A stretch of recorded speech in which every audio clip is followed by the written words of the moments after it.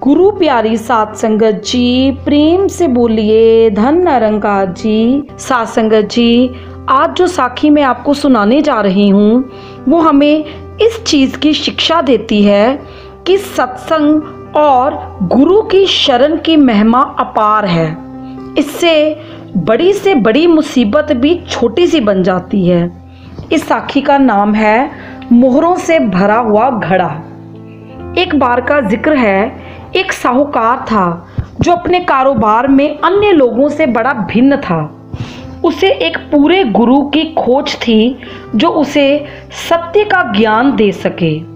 उन दिनों गुरु नानक देव जी का नाम हिंदुस्तान के कोने कोने में फैल चुका था।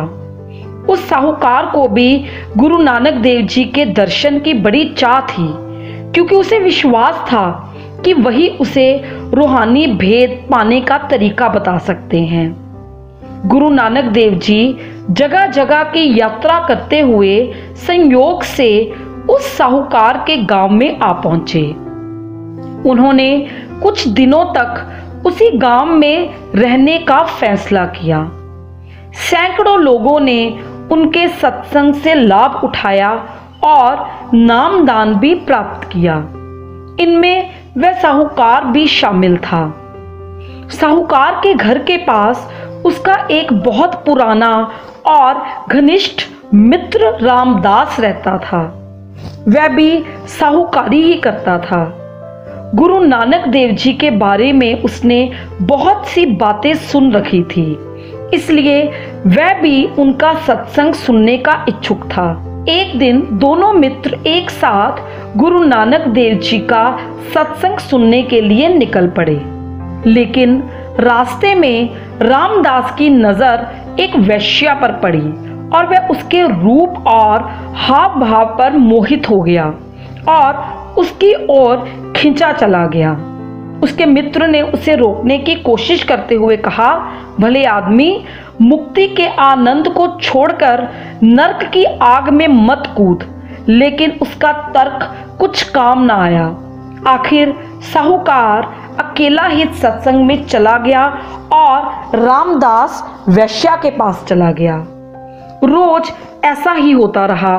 दोनों दोस्त घर से इकट्ठे निकलते, रामदास वैश्या के पास रुक जाता और साहूकार सत्संग में चला जाता।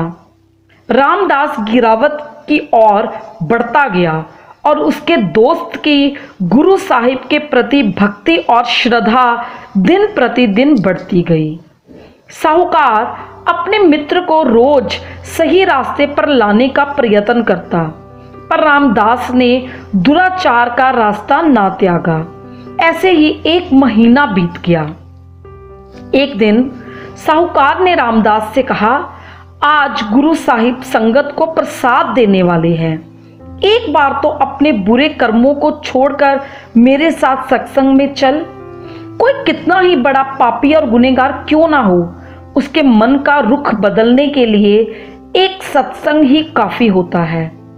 दोस्ती के नाम पर मैं तुमसे विनती करता हूं कि आज मेरे साथ चल। सत्संग में जाकर ही तू समझ सकेगा कि संतों की संगति से क्या लाभ होता है और उसमें कितना आनंद प्राप्त होता है। लेकिन रामदास ने बात सुनी अनसुनी कर दी।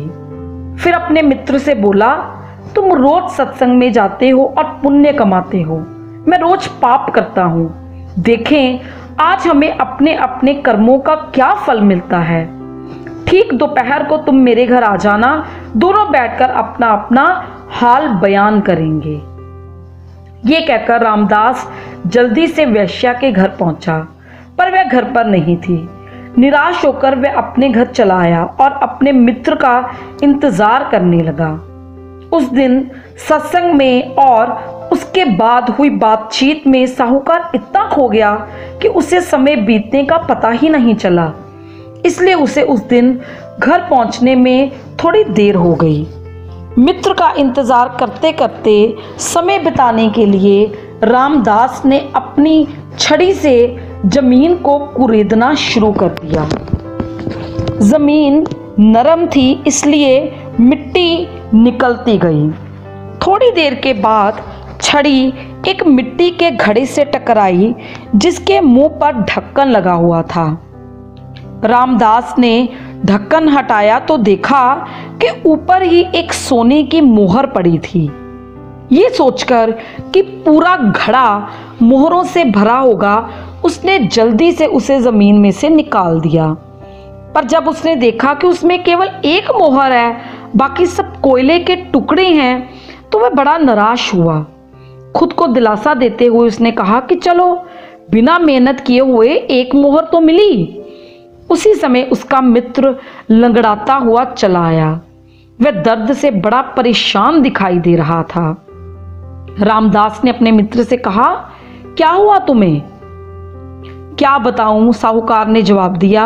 अचानक एक लंबा शूल मेरे पैर में चुभ गया और मैं जख्मी हो गया। बदकिस्मती से शूल अंदर ही टूट गया है, जिससे दर्द और भी बढ़ गई है। इस पर रामदास हंसा और बोला, मेरे भाई, अब तुम खुद ही देख लो कि सत्संग में जाकर तुम्हें क्या मिला और पाप करने से मुझे क्या हासिल हुआ।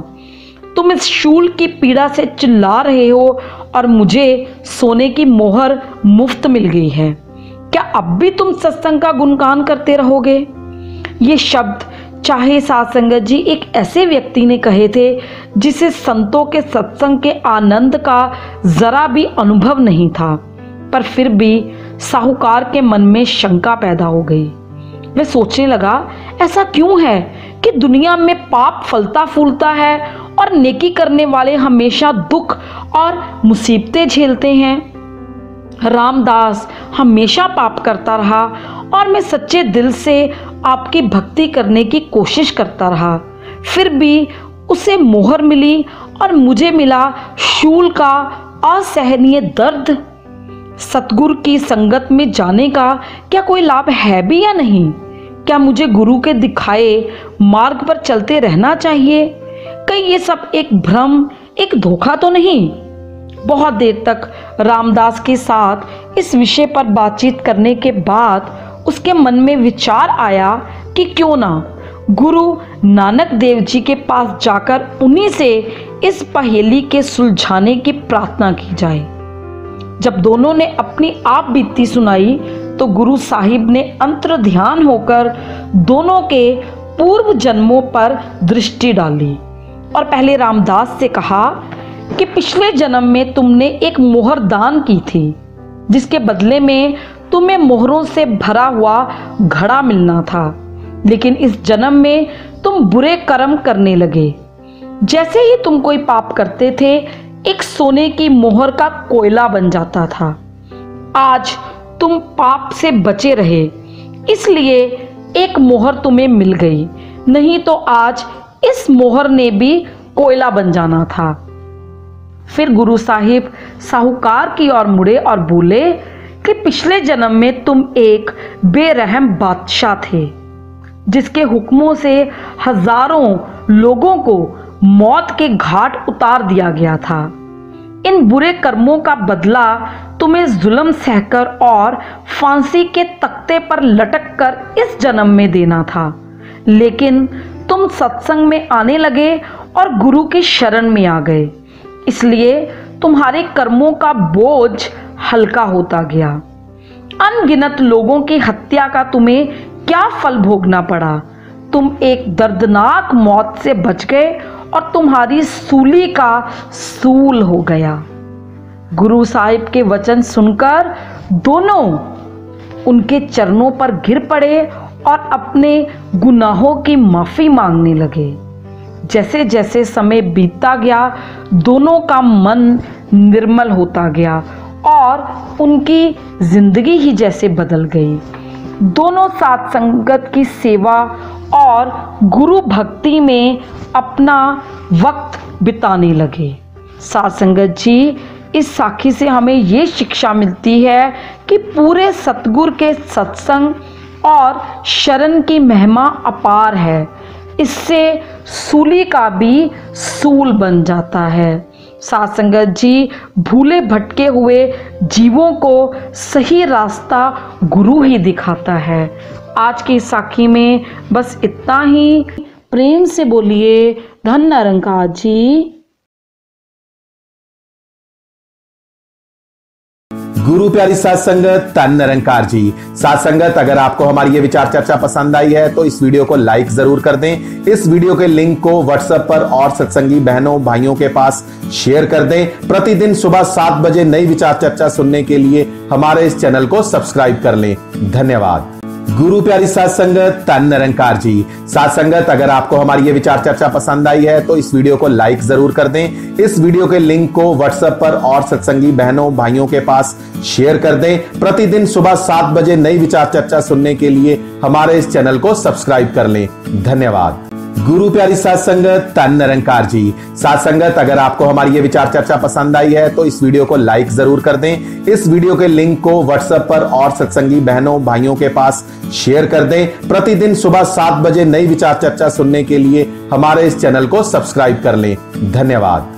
गुरु प्यारी साथ संगत, धन निरंकार जी। साथ संगत, अगर आपको हमारी ये विचार चर्चा पसंद आई है तो इस वीडियो को लाइक जरूर कर दें। इस वीडियो के लिंक को व्हाट्सएप पर और सत्संगी बहनों भाइयों के पास शेयर कर दें। प्रतिदिन सुबह 7 बजे नई विचार चर्चा सुनने के लिए हमारे इस चैनल को सब्सक्राइब कर लें।